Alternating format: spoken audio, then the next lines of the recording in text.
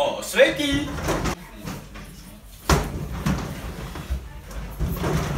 Sveiki, nedēļas jautājumu skatītāji!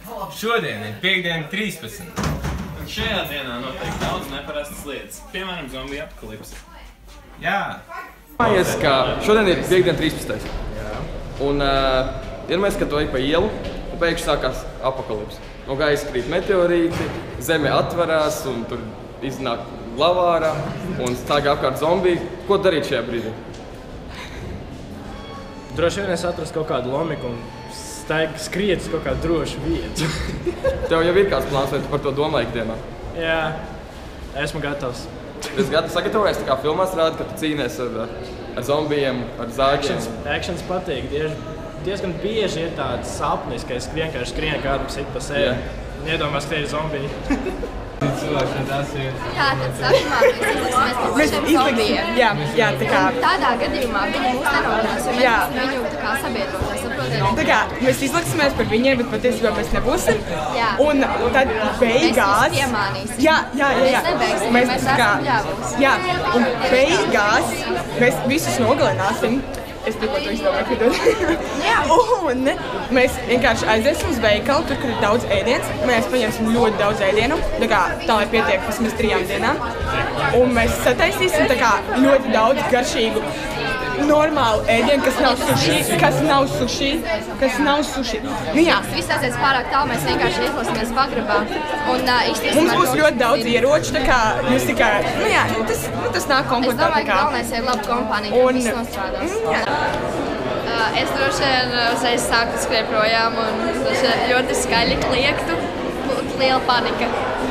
Man būtu līdzīgi tas pats, es būtu ļoti pārvērsies. Es meklētu arī palīdzību, tos draugus, ar kuriem kopā stāties. Vai jūs tā kā domājat, ka armija vai kaut kas tāds jums palīdzētu? Nē. Kā jūs tā kā grieztos pie vecākiem, pie radiniekiem, varbūt veikalos iet ņemt ūdeni? Droši vien savāktu ēdienu un mēģināt paslēpties kaut kādā drošā vietā. Vai jūs par to esat domājuši, ko jūs darīt šādos brīžos? Nu, ikdienā jūs par to esat kādreiz iedomājušies? Jā. Nē. Kaut nedaudz no tā, ka jūs iedomājaties, ko jūs darīt, ja sāktu zombiju apokalipsi? Jā. Jūs neesat vecākiem runājuši, ko jūs darīt tādās situācijās? Nē. Tas ir normāli. Tā, es aizskrietu uz mājām, un pirmā lieta, ko darīt, būtu aizbarikādēt durvis, jo, tas tikai ir loģiski. Un tad būtu skrējiens uz Rimī pēc visiem kaut kādiem iekonservējumiem ēdieniem. Var tie, kas dzīvo pie depo. Un tālākais man ir ieroču veikals tuvu mājai, kurš tiktu uzreiz tā kā izmantots, un es varu slēpties jūru.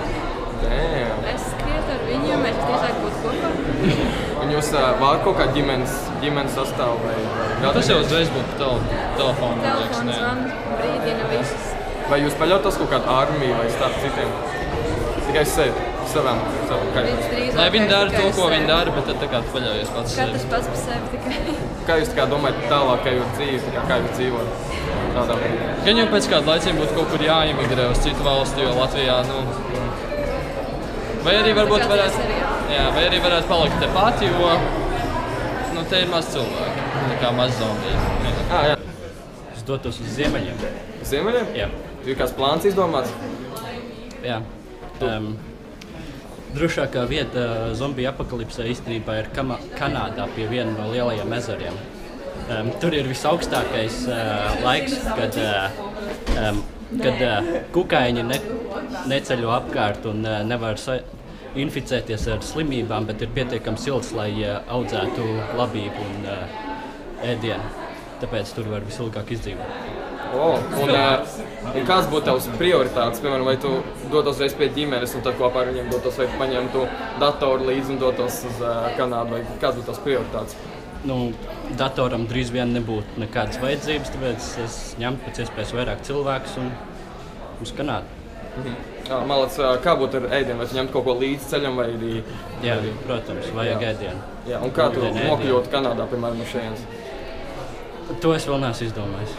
Labi, droši, jā. Ar laivām vai lidmašīnām.